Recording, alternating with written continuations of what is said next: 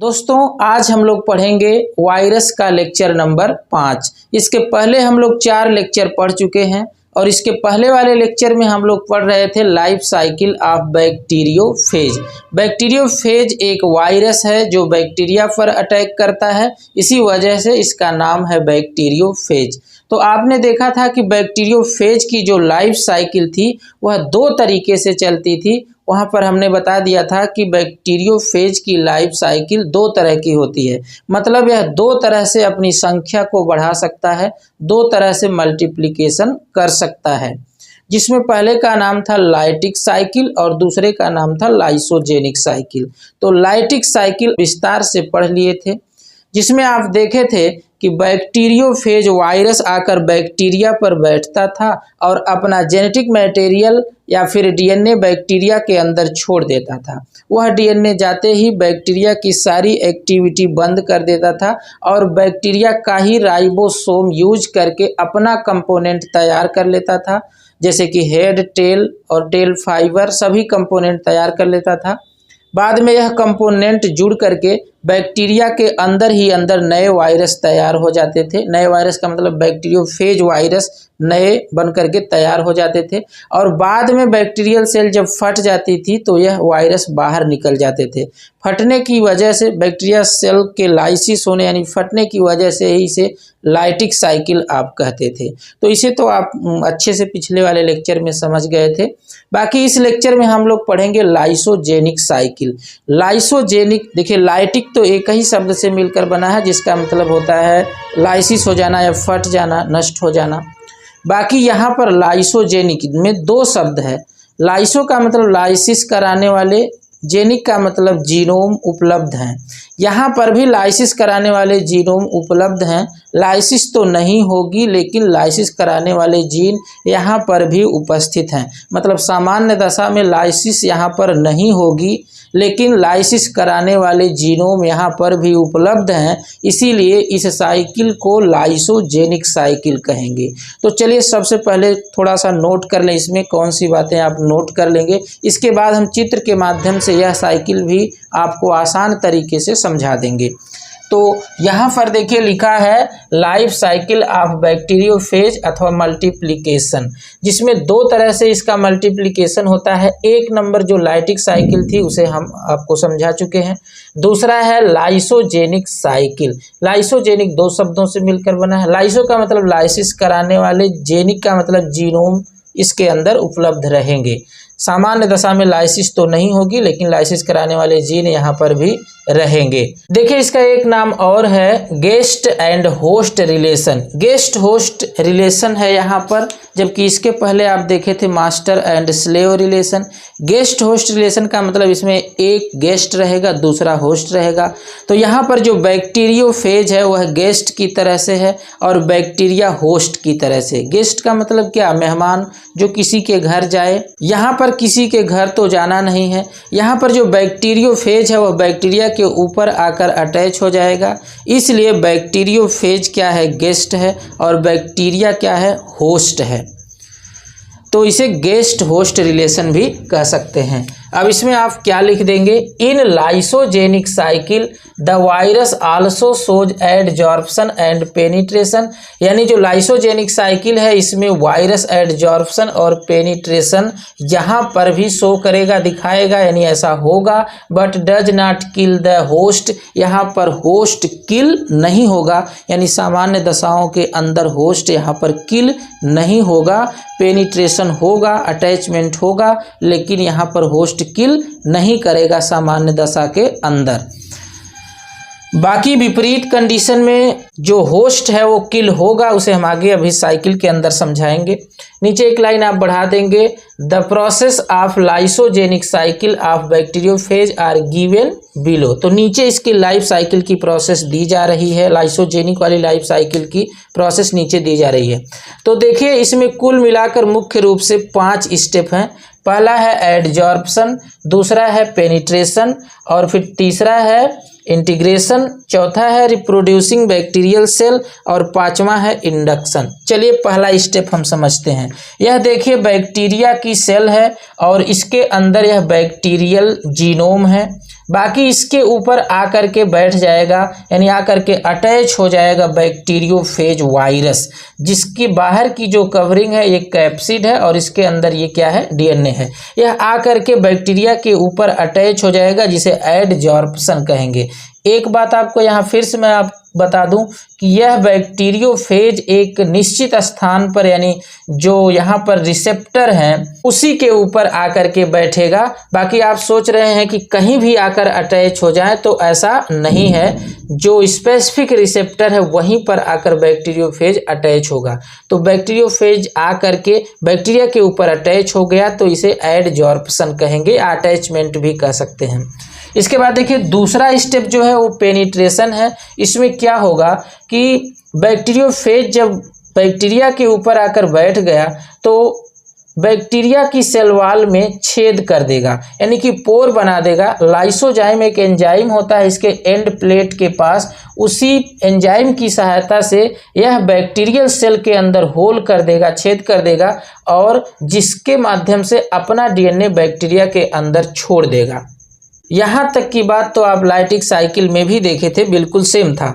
अब यहाँ से जो लाइसोजेनिक साइकिल है उसके स्टेप बदल जाएंगे।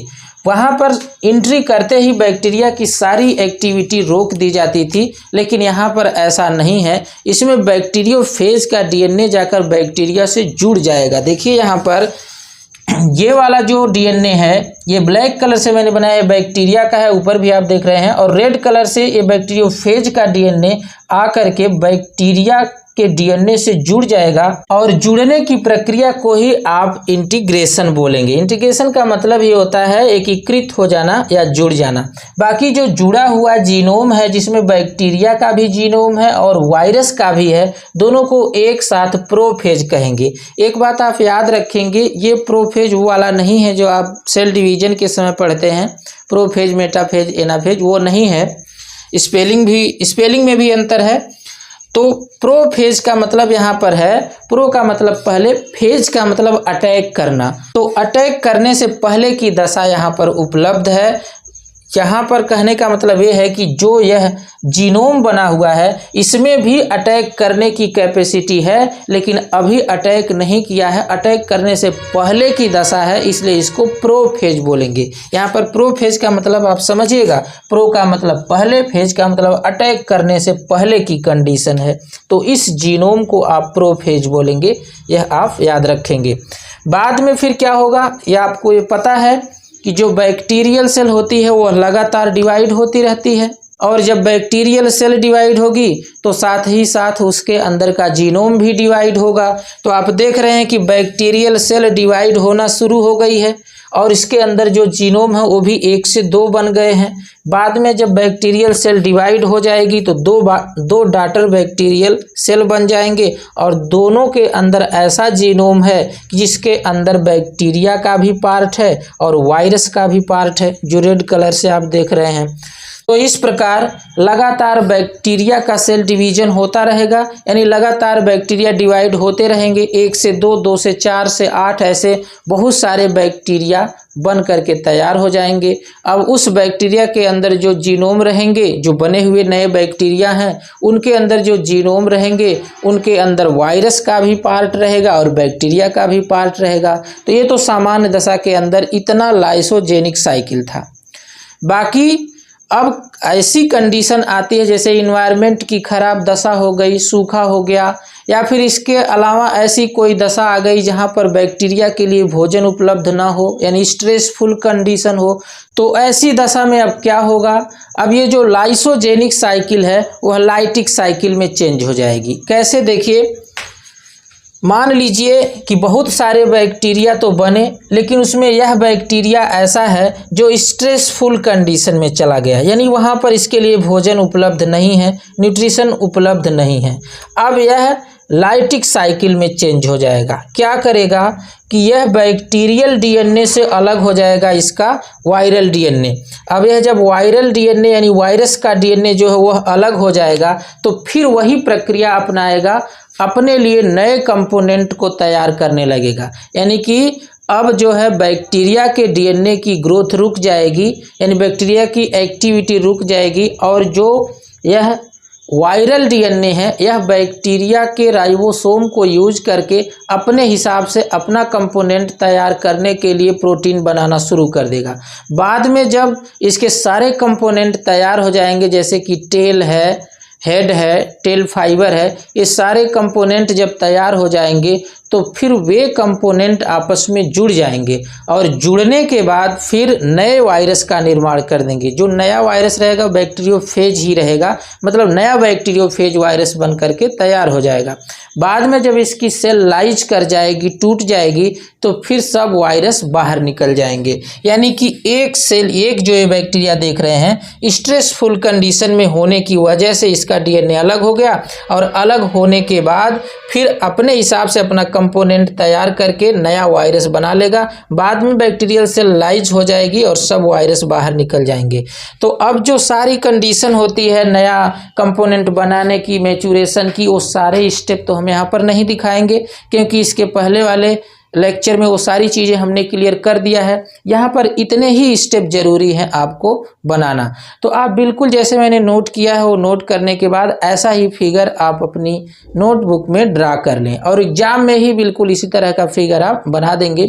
इसमें सारी चीज़ें स्पष्ट हो जाएंगी। अब ऐसा नहीं है यहाँ तक लाइसोजेनिक साइकिल चला तो आप इसका बनाइए, फिर यहाँ से लाइटिक साइकिल चली तो पहले वाले यानी लाइटिक साइकिल का पूरा स्टेप तैयार करिए, तो ऐसा नहीं है। आप केवल इतना ही बना देंगे, काम चल जाएगा। बाकी यहाँ पर लिखा हुआ है वो सारी चीज़ें क्लियर कर देंगी। तो चलिए आप आगे इन स्टेप को नोट कैसे करेंगे वो चीज़ देख लीजिए। तो पहला जो स्टेप था वो एडजॉर्प्शन है। एडजॉर्प्शन का मतलब अटैच होना। इसके पहले वाले साइकिल में ही आपने देखा था, यानी दो स्टेप तो बिल्कुल उसी साइकिल के हैं, लाइटिक साइकिल के। अब इसमें नोट का क्या करेंगे वो देखिए। The bacteriophage attached on the surface of bacteria, यानी बैक्टीरियोफेज बैक्टीरिया के सरफेस से आकर अटैच हो जाएगा। This process is known as adsorption. इस प्रक्रिया को आप एडजॉर्प्शन कहेंगे। The tip of tail fibers, the tip of tail fibers of bacteriophage, यानी बैक्टीरियोफेज के टेल फाइबर का जो टिप है, टेल फाइबर का जो टिप है, अटैच्ड बाय स्पेसिफिक रिसेप्टर, वह स्पेसिफिक रिसेप्टर से अटैच होगा। कहाँ पर? ऑन द बैक्टीरियल सेल, यानी बैक्टीरियल सेल के ऊपर अटैच हो जाएगा। उसका जो टेल फाइबर है, उसका जो टिप है, यहाँ पर देखिए ये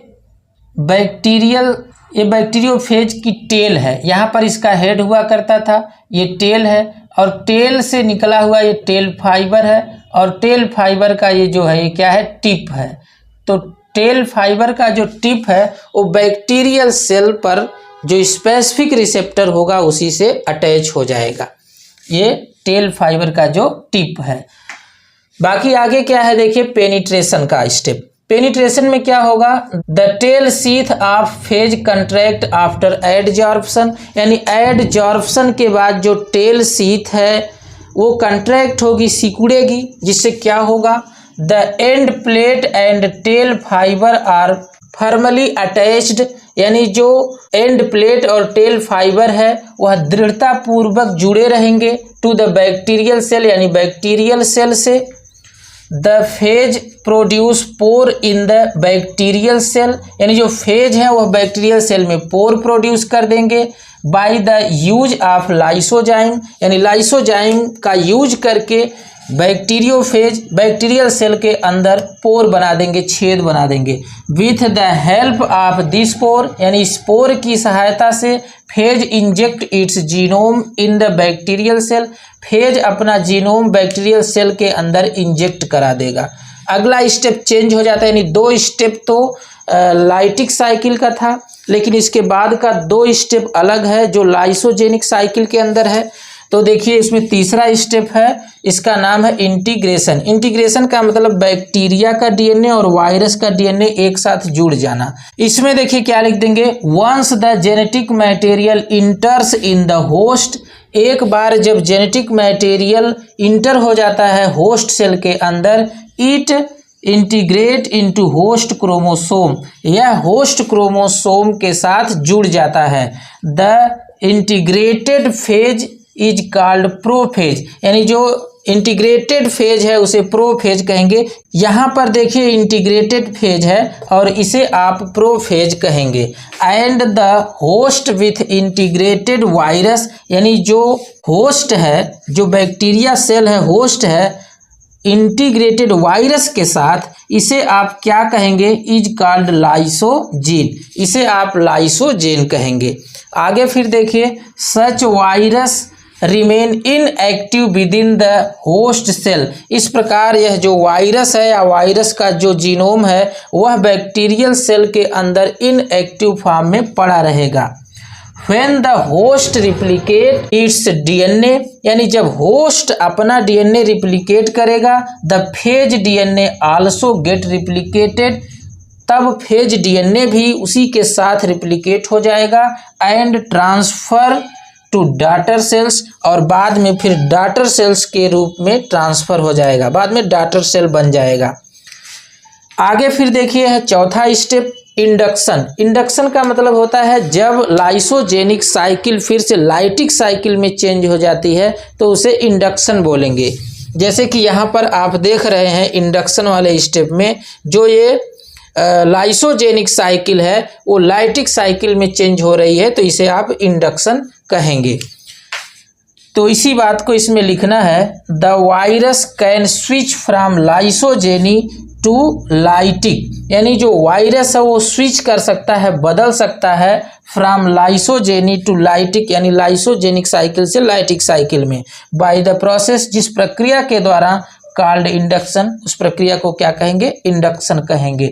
दिस हैपेंस, ऐसा कब होता है, when bacteria is under stressful condition, जब बैक्टीरिया खराब दशा के अंदर होता है। जैसे लाइक का मतलब जैसे, अब वो खराब दशा कौन कौन हो सकती है, जैसे स्टारवेशन, मतलब वहाँ पर उसे भोजन की कमी हो, यानी कोई ऐसा पदार्थ न उपलब्ध हो जिससे बैक्टीरिया न्यूट्रिशन ले सके, अथवा क्या हो सकता है अनफेवरेबल इन्वायरमेंट, या खराब वातावरण उपलब्ध हो, जैसे कि सूखा वगैरह पानी की कमी हो, या ऐसा इन्वायरमेंट हो जो बैक्टीरिया के लिए फेवरेबल ना हो, तो ऐसी दशा को स्ट्रेसफुल कंडीशन कहेंगे। और ऐसी ही दशा में लाइसोजेनिक साइकिल से लाइटिक साइकिल में चेंज होते हैं। अब देखिए है आफ्टर सम टाइम, कुछ समय पश्चात, द वायरस सिंथेसाइज, यानी वायरस सिंथेसाइज कर लेगा ऑल द रिक्वायर्ड कंपोनेंट, सभी जरूरी कंपोनेंट सिंथेसाइज कर लेगा, बना लेगा, एंड फॉर्म न्यू बैक्टीरियोफेज, और बैक्टीरिया के अंदर ही नया बैक्टीरियोफेज बना लेंगे। आफ्टर लाइसिस, यानी लाइसिस के पश्चात रिलीज एक्टिव वायरस, यानी कि एक्टिव वायरस रिलीज हो जाते हैं। तो इस प्रकार से आपको क्या लिखना है ये भी समझ गए, और फिगर के माध्यम से आप पूरी तरह से क्लियर हो गए कि किस तरह से इसकी साइकिल चलती है, और एग्जाम में आप इसी तरह का डायग्राम बना देंगे। तो दोस्तों इस प्रकार से दोनों लाइफ साइकिल, एक इसके पहले वाले लेक्चर में और एक इस लेक्चर में, दोनों बैक्टीरियोफेज की लाइफ साइकिल कंप्लीट हो गई। बाकी हम नेक्स्ट लेक्चर में मिलते हैं इसके बाद वाले टॉपिक के साथ, तब तक के लिए जय हिंद।